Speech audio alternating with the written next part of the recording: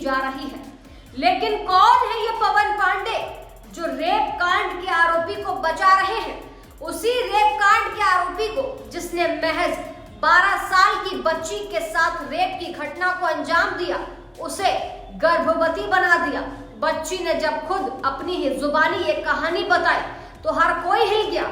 लेकिन इसके बावजूद कौन है ये पवन पांडे जो आरोपी मोईद खान की मदद करने के लिए तैयार हैं और मदद कर भी रहे हैं? चलिए हम आपको बताते हैं इस रिपोर्ट में अयोध्या कांड का नया खुलासा।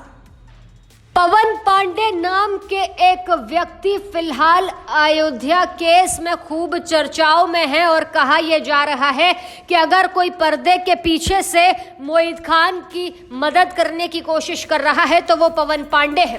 कौन है पवन पांडे जो समाजवादी पार्टी से रिश्ता रखते हैं और क्यों लोग इनको सोशल मीडिया पर बहुत कुछ लिख रहे हैं?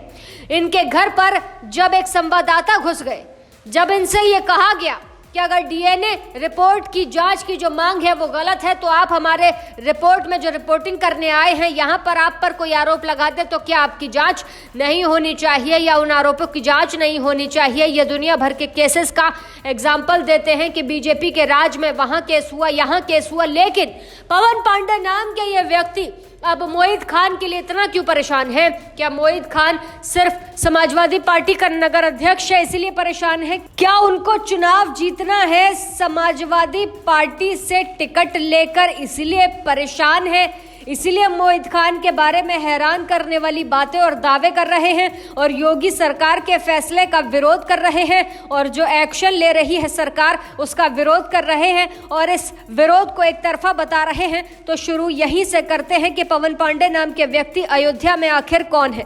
दरअसल पवन पांडे जो है अयोध्या के पूर्व विधायक हैं और ये समाजवादी पार्टी की सरकार के दौरान साल 2012 से 2017 के बीच राज्य मंत्री हुआ करते थे और मोईद खान से इनकी कोई फोटो तो सोशल मीडिया पर वायरल नहीं हुई, लेकिन मोईद खान से इनके रिश्ते काफी गहरे बताए जाते हैं। ऐसा कहा जाता है कि पवन पांडे वो नेता हैं जिन्होंने मोईद के जेल जाने के बाद पूरे तरीके से उसकी रक्षा के लिए जो भी बयान देने पड़े वो लगातार वो दे रहे हैं और मोईद खान को बचाने के लिए वो अयोध्या के भीतर एक अलग नैरेटिव बनाने की कोशिश भी कर रहे हैं।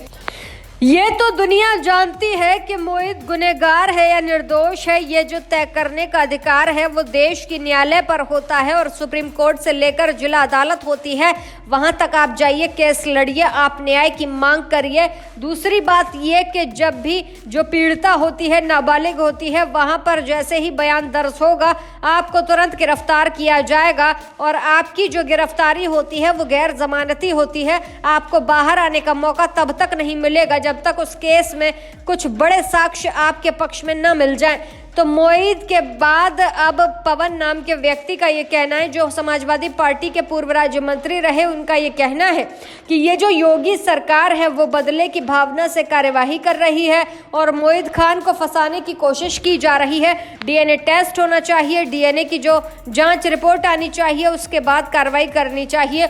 लोग ये सवाल पूछ रहे हैं कि जब इस तरीके के मसले पर सारी राजनीतिक पार्टियां एक हो जाती हैं, आपने देखा कि साल 2012 में जब 16 दिसंबर 12 को दिल्ली में निर्भया के साथ जो कुछ हुआ था उसके बाद सभी राजनीतिक पार्टियां एक हो गई थी, यहां तक कि देश की जनता भी राजनीतिक पार्टियों के साथ खड़ी हो गई थी और संसद के भीतर कानून लाने की बात कही जा रही थी और तब महिलाओं को लेकर कई तरीके के कानून आए कि उनकी तरफ अगर कोई 14 सेकंड तक देखेगा भी तो वो एफआईआर दर्ज करवा सकती है, शिकायत दर्ज करवा सकती है। जिस देश में इतने सख्त कानून हो वहां पवन पांडे की आखिर ये कौन सी विचारधारा है जिसकी वजह से वो मोईद खान को बचाना चाहते हैं? अब पवन पांडे ऐसा क्यों कर रहे हैं, ये तो बड़ा सवाल है और सवाल अयोध्या के लोगों से कि क्या पवन पांडे को वोट करना चाहिए, क्या मोईद खान को वोट करना चाहिए या समाजवादी पार्टी जो अयोध्या की सीट है मिल्कीपुर, वहां से जो उपचुनाव होने हैं, जहां से पहले सांसद अवधेश पासी थे, उनकी जगह उनके बेटे को टिकट देने का प्लान जो समाजवादी पार्टी तैयार कर रही है। तो ये सवाल अयोध्या के लोगों से कि क्या वो चुनाव में समाजवादी पार्टी को वोट देंगे और अगर वो वोट देंगे तो क्या उनको अपनी ही पार्टी से नहीं पूछना चाहिए कि जब महिला सुरक्षा की बात हो रही है तो आप इस तरीके से बयान क्यों दे रहे हैं? कमेंट सेक्शन में जरूर बताइएगा। सवाल ये भी कि जब अयोध्या के भीतर कुछ भी गलत हुआ तो इसमें धर्म कहां से आ गया? इसमें मोहित खान हो या फिर कोई और व्यक्ति हो, धर्म कैसे आ सकता है? इसमें इंसान ने जो गलत काम किया है उसकी सजा होनी चाहिए। लेकिन क्या आपने देखा कि किसी टीवी चैनल पर कोई व्यक्ति ये आकर कहता हुआ दिखाई दिया मुसलमानों की तरफ से या मुस्लिम नेताओं की तरफ से या सपा की तरफ से कि मोहित ने बहुत बड़ा गलत काम किया है, उसके खिलाफ कार्रवाई होनी चाहिए? नहीं। इस पर आपका क्या कहना है हमें कमेंट सेक्शन में जरूर बताइएगा। ऐसी ताज़ा तमाम बड़ी अपडेट्स के लिए आप देखते रहें अपना उत्तर प्रदेश।